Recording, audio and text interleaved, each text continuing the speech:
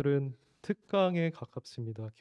종교개혁주의를 맞이하여서 개혁주의란 무엇인가에 대해서 여러분들과 함께 나눠보고자 합니다.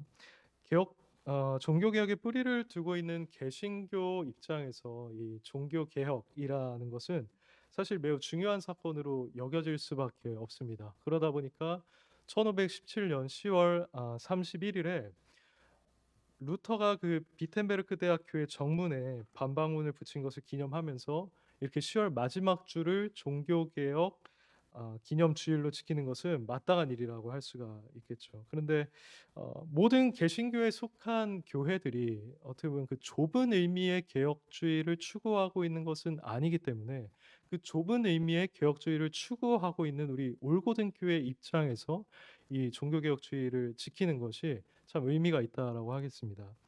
근데 저희가 이렇게 개혁주의를 추구하는 교회로서 이 종교개혁주의를 지키고 있는데 과연 개혁주의란 무엇인가에 대해서 저희가 생각해 볼 필요가 있습니다. 여러분 개혁주의를 어떻게 이해하고 계십니까? 개혁주의라는 단어 자체는 사실 저희가 많이 듣고는 있지만 그게 정확하게 뭐다라고 정의하기는 쉽지 않습니다. 그래서 저희는 개혁주의가 어떻게 태동되었는지, 그 개혁주의가 무엇을 강조하고 있고 또 어떤 사상과 비교했을 때 어떤 점은 같고 어떤 점은 다른지, 그리고 이 개혁주의라는 귀한 사상을 우리 삶에 어떻게 적용해야 할지에 대해서 분명히 이해하는 것이 필요합니다. 그래야만 우리 올고든 교회가 개혁주의를 추구한다라고 했을 때, 그리고 여러분들이 개혁주의 신자라고 했을 때 그것이 실질적인 의미를 가질 수가 있게 될 겁니다. 그래서 저는 오늘 특별히 이 종교개혁주의를 보내는 시간 속에서 개혁주의란 무엇인가에 대해서 긴 시간은 아니지만 그래도 핵심적인 부분을 함께 나누길 원합니다. 저희가 개혁주의 사건 이해하기 위해서는 당연히 먼저 종교개혁이라는 사건을 이해해야겠죠. 근데 이 종교개혁이라는 것의 원인을 사람들은 다양하게 얘기를 합니다. 뭐 르네상스의 영향이 있었다라고 얘기를 하기도 하고, 또는 그 성직자들이 워낙 부패해 있었기 때문에 종교개혁이 일어났다라고 말을 하기도 합니다. 근데 사실 핵심적인 것은 무엇이냐면 당시 로마 가톨릭의 구원관이 상당히 잘못되어 있었다는 겁니다. 로마 가톨릭의 구원관은 행위 구원에 가까웠습니다. 하나님의 은혜만 있어서 되는 것이 아니라 인간의 행위와 공로도 어느 정도 필요하다는 것이 그들의 입장이었던 거죠.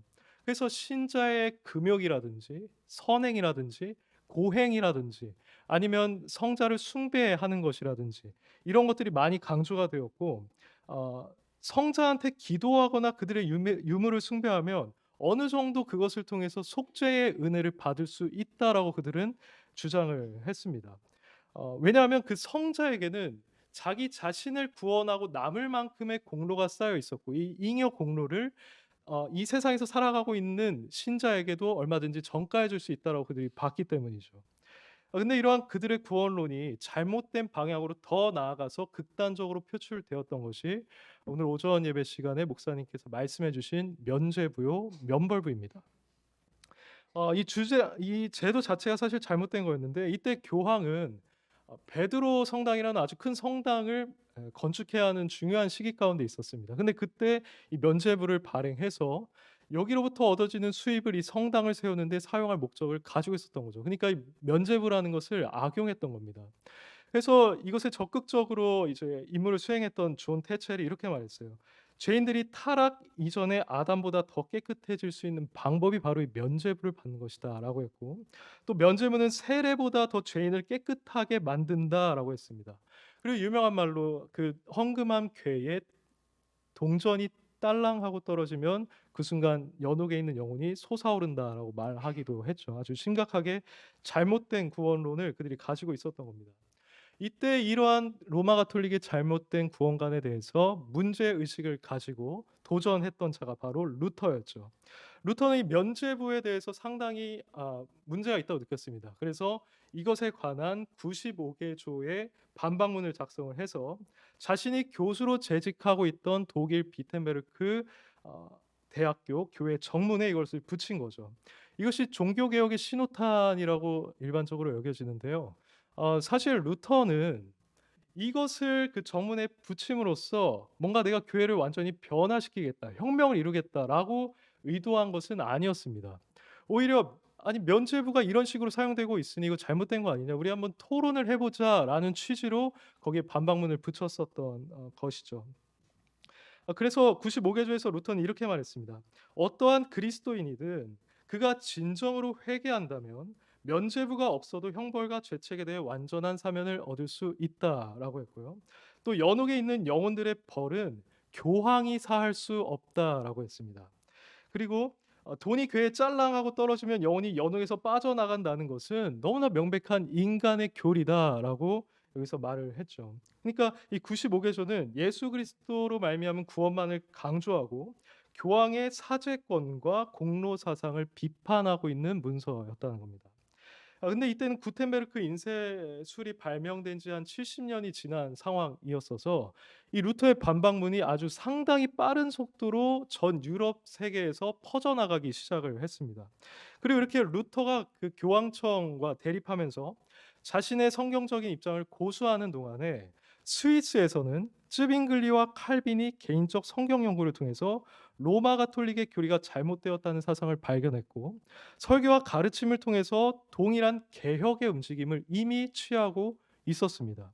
이렇게 점차 개혁의 움직임이 확산되어서 여러 탁월한 개혁가들을 통해 독일부터 시작해서 네덜란드, 영국, 스코틀랜드 등으로 이제 개혁 운동이 확산이 된 거죠. 그렇게 독일은 루터 교회, 그리고 스위스는 개혁 교회, 스코틀랜드는 장로 교회, 그리고 영국은 성공회의 모양을 취하면서 전 유럽의 종교 개혁의 교회들이 하나하나씩 세워지게 되었던 겁니다. 근데 이렇게 종교 개혁이 진행되는 와중에 그 당시 제국의 황제가 그래 루터 너희들이 주장하는 그 교리도 내가 인정을 해주겠다 이렇게 한번 말을 해준 적이 있습니다. 근데 어느 날 그것을 번복을 해버린 겁니다. 그래서 이때 있었던 제후들이 그것에 대해서 항의를 했는데 그 항의하는 것을 보고 이 사람들을 항의한 자들이라고 불렀습니다. 그래서 그때부터 프로테스탄트라는 단어가 이 개신교를 통칭하는 언어로 쓰여지게 된 것이죠. 이런 맥락에서 보면은 개혁주의라는 이 말은 이 16세기에 있었던 어떻게 보면 종교개혁 전체의 신앙 사상, 신학 체계를 의미하는 것으로 저희가 생각하기 쉬운데요. 아까 말씀드린 것처럼 이 개혁주의라는 것은 사실 그렇게 단순하지만은 않습니다. 사실 저희가 조금 더 깊은 의미로 살펴봐야 된다는 것이죠. 그래서 엄밀하게 따지자면 개혁주의는 독일이 아니라 스위스에서 개혁 운동을 진행했었던 쯔빙글리와 칼빈의 신학과 신앙을 가리키는 말이라고 할 수 있습니다. 왜냐하면 종교 개혁이 활발하게 진행되는 동안에 독일에서는 루터를 따르는 루터파가 발생을 했었습니다. 그리고 스위스에서는 쯔빙글리와 칼빈을 따르는 개혁파가 발생을 했었죠. 근데 이 둘이 좋게 갔으면 모르겠는데 성찬과 관련한 문제에 있어서 분열이 생겼습니다. 그래서 이 개혁파, 리폼드라는 말을 루터파 쪽에서는 사용할 수 없게 되었고 오히려 스위스에서 쯔빙글리와 칼빈이 진행했었던 그 개혁 운동에 대해서만 국한되어서 사용될 수가 있게 된 거죠. 그래서 저희가 개혁주의를 추구한다라고 했을 때 엄밀히 말해서 이것은 스위스에서 개혁 운동을 진행했던 쯔빙글리와 칼빈의 신학, 그들의 신앙을 따르는 것이다라고 이해하시면 됩니다. 근데 이 개혁주의는 다른 말로 칼빈주의라고도 할 수가 있어요. 왜 그러냐면 쯔빙글리가 죽고 난 다음에 칼빈이 기독교 강요라든지 아니면 주석이라든지 또 설교를 한다든지 가르침을 통해서 그들이 정립했던 그 개혁주의 신앙을 아주 탁월하게 체계화하고 정교하게 구축해 나갔습니다. 그래서 개혁주의는 그때부터 칼빈주의라는 말과 어떻게 보면 동등하게 쓰이게 되었던 것이죠. 근데 저희는 보통 이 개혁주의 또는 칼빈주의를 칼빈 개인의 사상 또는 창작물이라고 이해하는 경향이 없지 않아서 있는데 사실 칼빈은 이 사상의 해설자 중 한 사람이었을 뿐이다라고 저희가 이해할 필요가 있습니다. 왜냐하면 이 개혁주의 사상이라는 것은 성경의 가르침을 최대한 정확하게 정리하고 해석한 것이어서 초대교회에 있었던 그 어거스틴의 사상 그리고 근본적으로는 성경 그 자체 사상과 다를 바가 없었다라고 저희가 봐야 하기 때문입니다. 그래서 정리하자면 개혁주의란 쯔빙글리와 칼빈의 신학 사상을 따르는 건데 이것은 그들의 창의적인 어떤 사색에서 얻어진 결론들의 집합체가 아니라 초대교회로부터 이어져 오는 성경의 가르침을 가장 바르게 해석한 신학 체계라고 할 수가 있는 겁니다. 이런 의미에서 저희가 개혁주의를 따른다라고 하는 것은 성경의 가르침을 가장 바르게 해설한 신학과 신앙의 체계를 따른다는 말이 되는 것이죠. 유럽 대륙에서는 이 개혁 신학을 표방하는 교회를 리폼드 처치라고 해서 개혁 교회라고 했습니다. 그리고 영국, 미국에서는 이것을 장로 교회라고 부르기로 하였던 겁니다. 사실 저희가 대한예수교 장로회에 속해 있다라고 한다면 우리는 근본적으로 개혁 신앙을 추구하는 교회다라는 정체성을 이미 가지고 있는 것이죠. 이렇게 저희는 개혁주의 의미가 무엇인가에 대해서 간단하게 정리를 해봤는데요. 그럼 이 개혁주의의 중심 사상이 무엇인가에 대해서도 알아볼 필요가 있겠죠. 이것에 대해서는 여러분 다 아시다시피 다섯 솔라를 생각해야 합니다. 루터파든 개혁파든 이것은 모든 16세기 개혁가들이 환영했던 슬로건이었어요. 물론 그때 파이브 솔라를 정해놓고 그렇게 주장했던 건 아니지만 그들 각자가 가지고 있는 사상이 결국엔 파이브 솔라였기 때문에 개혁가들의 중심 사상을 소개할 때 이 파이브 솔라를 제가 얘기할 수밖에 없는 겁니다. 그 중에 첫 번째는 솔라 스크립투라, 오직 성경이죠. 이것은 개혁주의자들이 성경을 믿음과 실천의 유일하고 무호한 규칙으로 믿고 다른 무엇보다도 오직 성경에서만 최고의 권위를 찾았다라는 사실을 보여줍니다. 오직 성경의 원리에 따르면 성경만이 다른 모든 것들보다 앞서야만 했고 모든 신학적인 진술은 이 성경에 의해서만 검증을 받아야 했었던 거죠.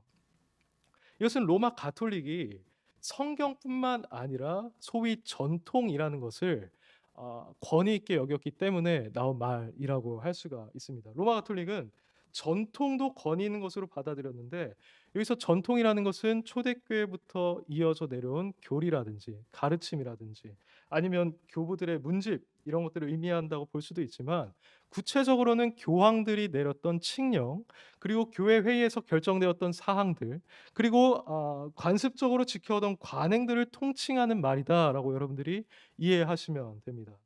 로마 가톨릭은 이러한 전통들이 성경보다도 우선한다고 봤어서 기록된 말씀을 해석하는 근거로 이 전통을 삼았는데 종교개혁가들은 정경 외에는 그 어떤 것도 신앙의 표준일 수가 없고 신학의 원천이 될 수가 없다고 보았습니다.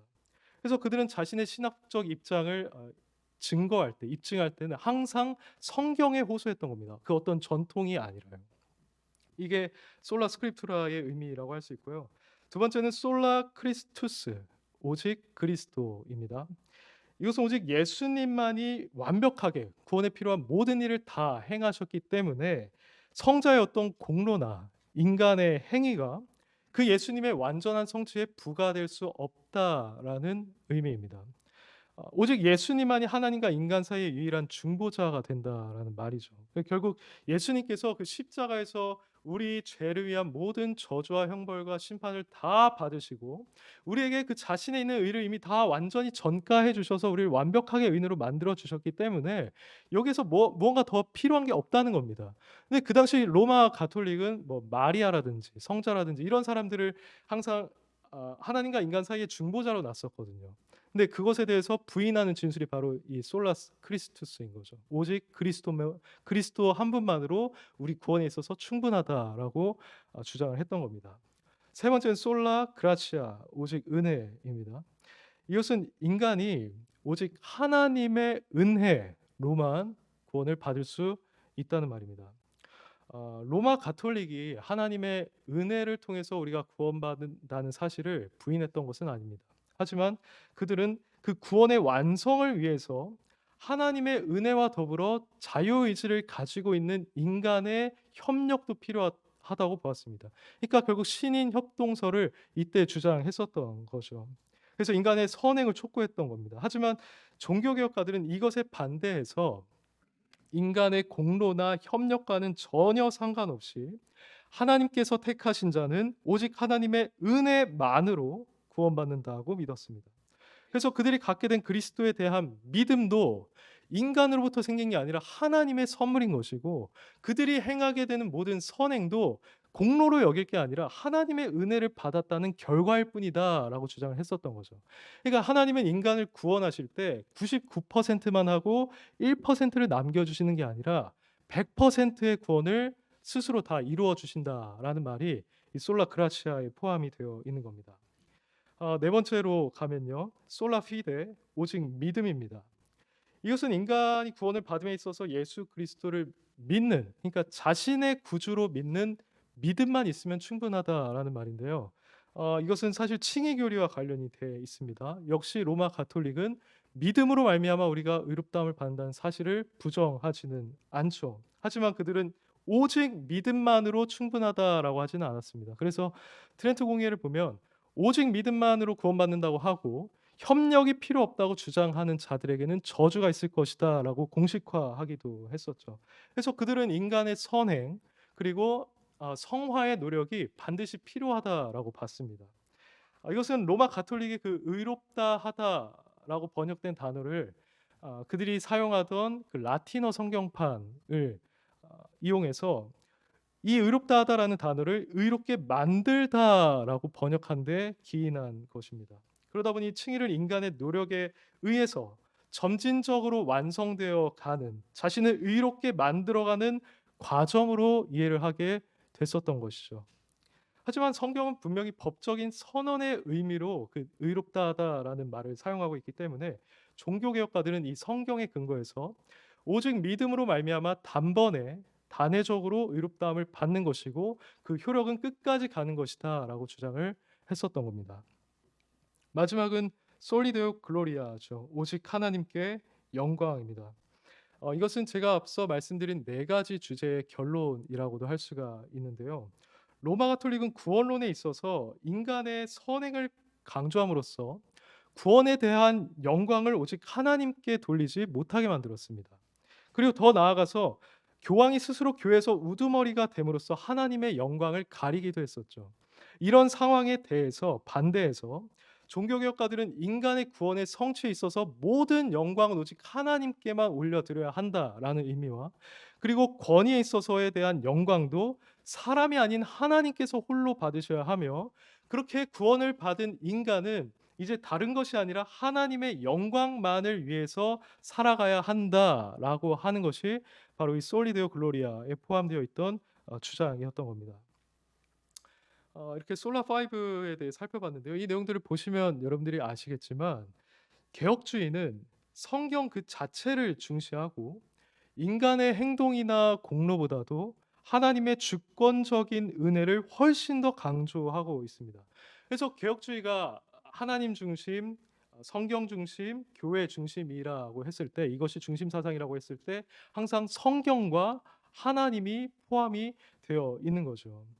이것은 이후에 소위 알미니우스 그 교리와 논쟁하는 과정에서 생겼던 튤립, 한마디로 칼빈주의 5대 강령 안에서도 잘 드러나고 있습니다. 칼빈주의 5대 강령 안에 있는 내용은 그것이죠. 인간 전적 타락, 그리고 무조건적 선택, 제한적인 속죄, 그리고 불가항력적 은혜, 성도의 견인의 교리가 이 튤립이라는 단어 안에 다 포함이 되어 있습니다. 이거 핵심 사상을 한마디로 말하자면 인간은 전적으로 타락해서 스스로의 힘으로는 결코 구원받을 수가 없다. 그래서 하나님께서 구원을 창세 전부터 이미 시작하시고 이루어 가시고 마지막에 완성하신다라는 뜻이 여기에 담겨 있다는 거죠. 그래서 구원은 오직 하나님의 주권에 의해서 신동력적으로 이루어진다라는 겁니다. 그만큼 개혁주의는 하나님의 이 주권을 상당히 많이 강조를 합니다. 이걸 잘 보여주고 있는 말씀이 오늘 읽은 로마서 11장 36절이죠. 이는 만물이 주에게서 나오고 주로 말미암고 주에게로 돌아감이라. 그에게 영광이 세세 있을지어다. 아멘이라고 하죠. 그러니까 하나님의 주권 그리고 그 주권에 따라서 그분께만 모든 영광이 돌려져야 한다는 것을 아주 잘 표현하고 있는 겁니다. 근데 저희가 이해해야 하는 것은 무엇이냐면요. 종교개혁가들이 이렇게 하나님의 주권을 강조했었던 것은 그들이 뭔가 이 주권에 대해서 집착을 가지고 있었다거나 다른 이유가 있어서가 아니라 성경이 하나님의 주권에 대해서 너무나 분명하게 말하고 있었기 때문이라는 겁니다. 그래서 웨스트민스터 대회에서 그 탁월한 신학자들이 여러 명 모여서 5년 6개월 동안 1000번에 넘친 회의를 했을 때 결국 그들이 내렸던 결론도 바로 이것이었죠. 인간은 자신의 힘으로 구원받을 수 없고 하나님의 은혜로만 그분의 주권으로만 구원을 받을 수 있다는 거였습니다. 도르트 총회도 마찬가지였어요. 그때 약 154회 회의를 통해서 나왔던 결론이 튤립교리인데 성경에서 이것을 말하고 있다는 것을 부인할 수 없다라는 말인 것이죠. 그래서 저희는 이렇게 개혁주의 중심 사상이 무엇인가에 대해서까지 말씀을 드려봤는데요.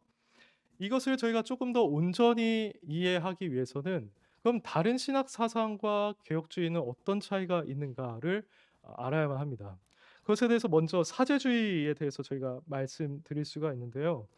물론 개혁주의는 항상 로마 가톨릭에 대해서 반대하는 신학을 세워왔습니다. 근데 그 근본 안에는 사제주의에 대항하는 것이 숨어져 있습니다. 그러니까 이것이 근본이 된다는 말입니다.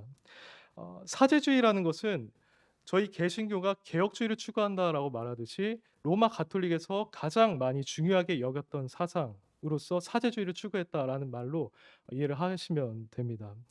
이 사제주의란 하나님과 인간 사이의 중보자로서의 사제의 역할을 강조하는 그 교리 체계를 말하는데, 일반적으로 로마 가톨릭은 하나님께서 구원 사역에 있어서 인간의 영혼에 직접적으로 역사하지 않으시고 교회를 사용하신다고 주장했습니다.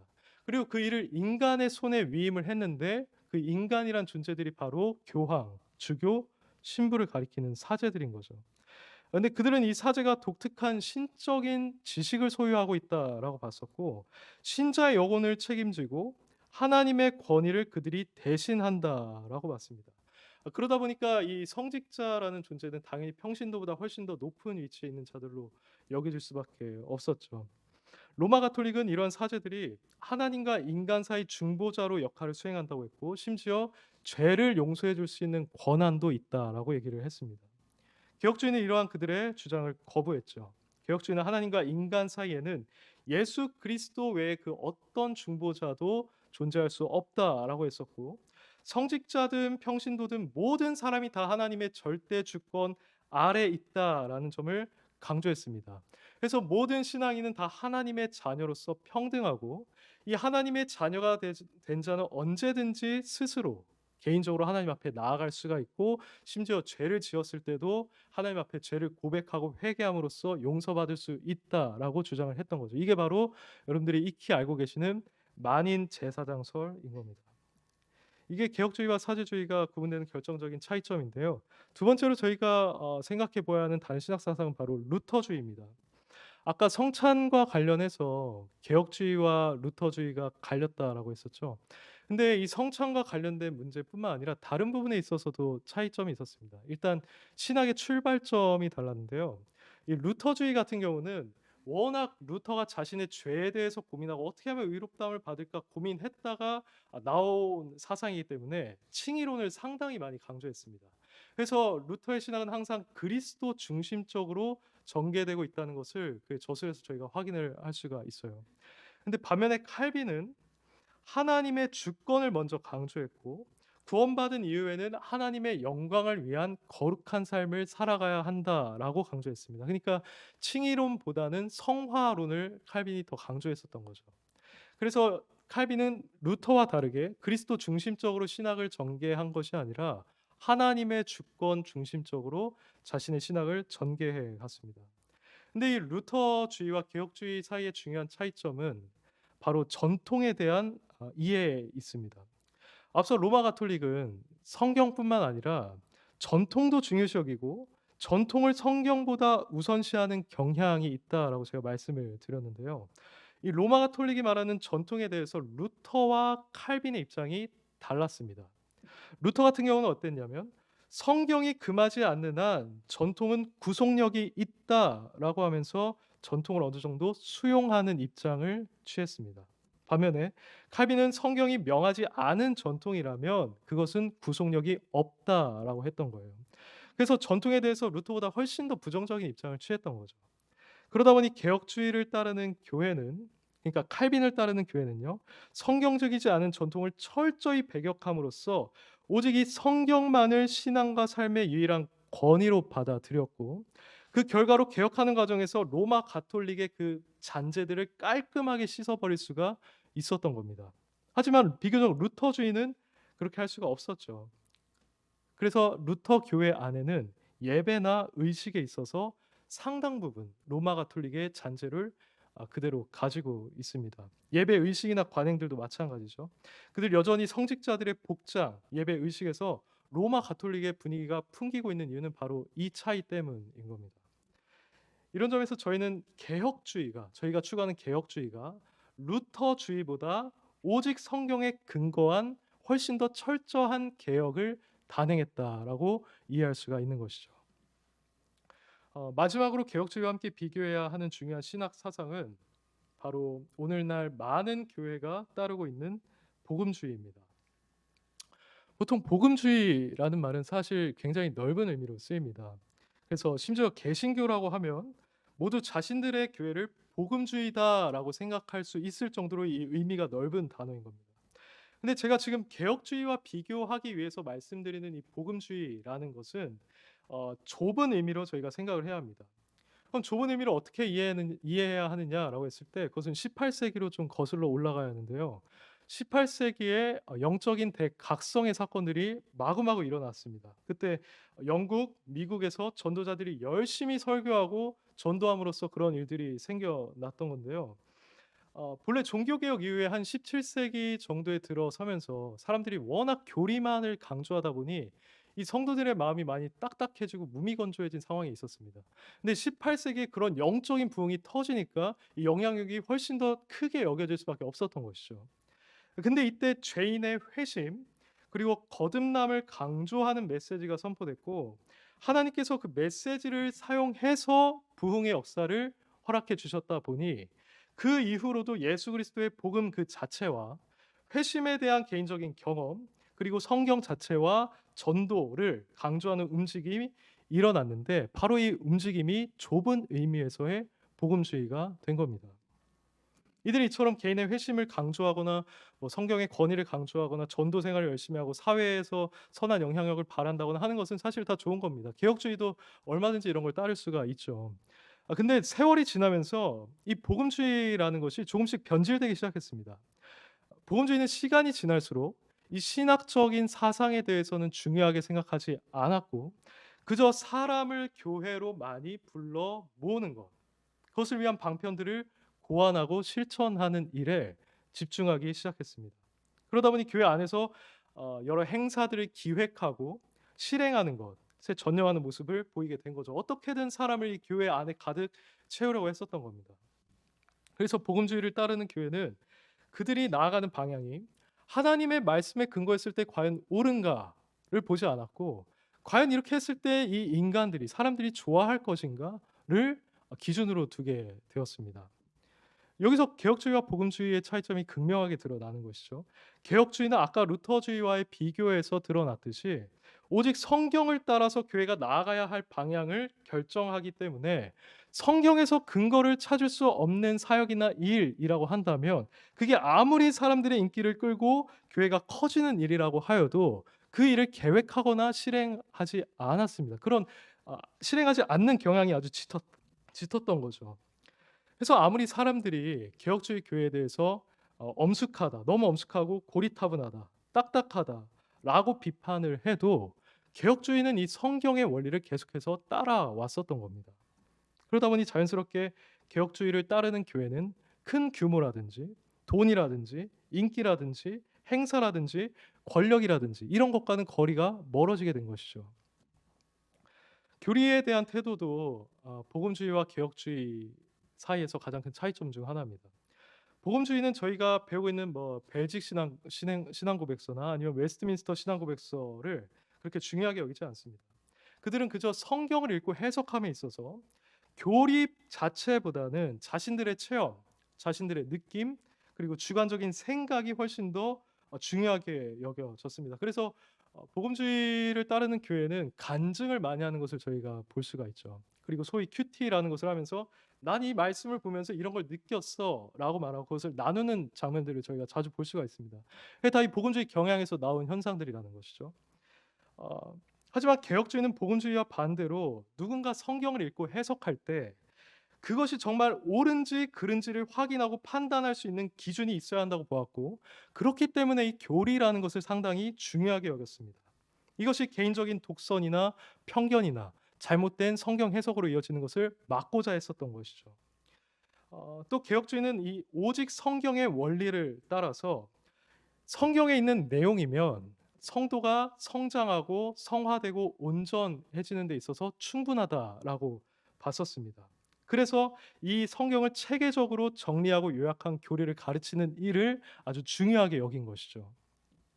물론 그렇다고 해서 역사 속에서 정리된 신조들이 다 무오하다라고 개혁주의가 보는 것은 아닙니다.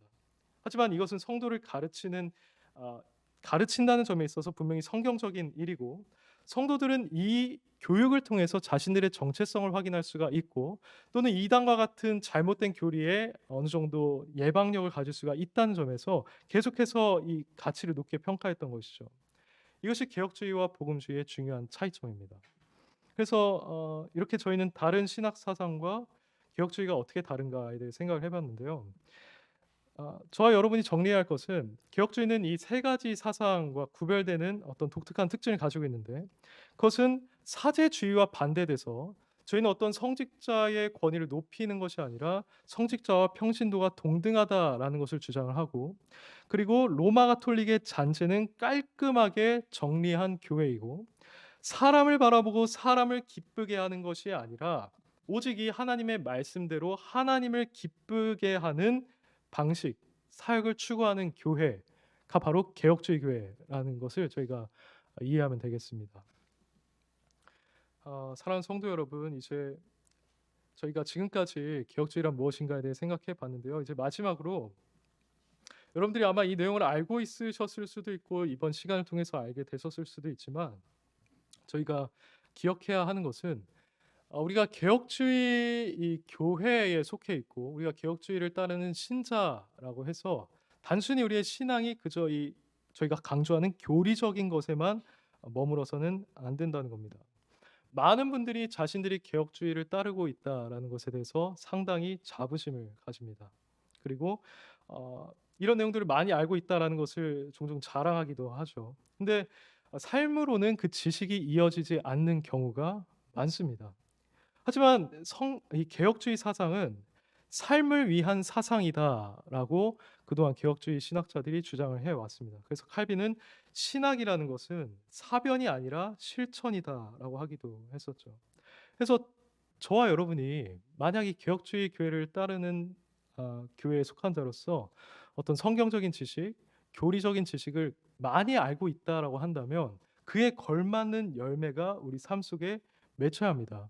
만일 누군가가 아까 제가 말씀드린 그 5가지 솔라에 대해서 이해하고 있으면서 전혀 성경에는 관심이 없고, 또는 자신이 오직 그리스도, 오직 은혜, 오직 믿음에 의해서 구원받았다는 사실에 대한 감격이 없고, 그의 삶이 하나님의 영광과는 전혀 상관이 없다라고 한다면 이 5솔라 교리라든지 개혁주의라는 말은 그에게 아무런 의미가 있을 수가 없는 겁니다. 특별히 저는 성도님들께서 제가 말씀드린 이 내용들 통해서 이 개혁주의 중심 사상에 있는 오직 하나님의 영광이라는 삶을 회복하시길 원합니다. 저 여러분이 예수 그리스도를 믿고 구원을 받은 자라고 한다면 앞서 설명드린 것처럼 100% 하나님의 은혜로 말미암아서 가능하게 된 겁니다.